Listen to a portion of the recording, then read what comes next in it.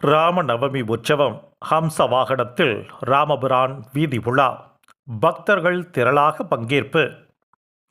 ராமநவமியை முன்னிட்டு சின்ன காஞ்சிபுரம் என்று அழைக்கப்படும் திருவொற்றியூர் காலடிப்பேட்டை ஸ்ரீ கல்யாண வரதராஜ பெருமாள் கோவில் பகுதியில் 9 நாள் உற்சவம் கோலாகலமாக தொடங்கியது.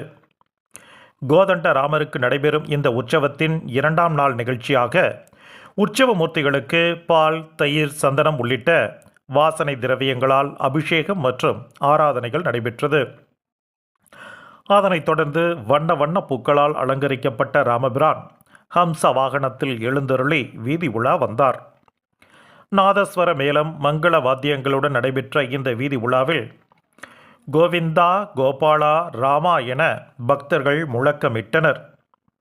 கோபுர வாசல் வழியாக வெளிவந்த சுவாமிக்கு சிறப்பு தீபாராதனை செய்யப்பட்டு பின்னர் 4 கால் மண்டபத்தில் பக்தர்கள் முன்னிலையில் வழிபாடுகள் நடைபெற்றது.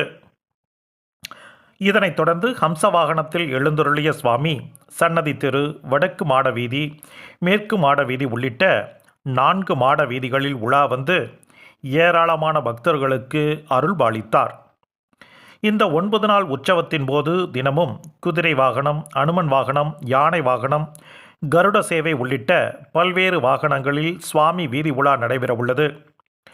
முக்கிய நிகழ்வாக வரும் 27ஆம் தேதி வெள்ளிக்கிழமை திருக்கல்யாணம் நடைபெற்று ராமர் பட்டாபிஷேகத்துடன் உற்சவம் நிறைவு பெறும் என கோவில் நிர்வாகம் சார்பில் தெரிவிக்கப்பட்டுள்ளது.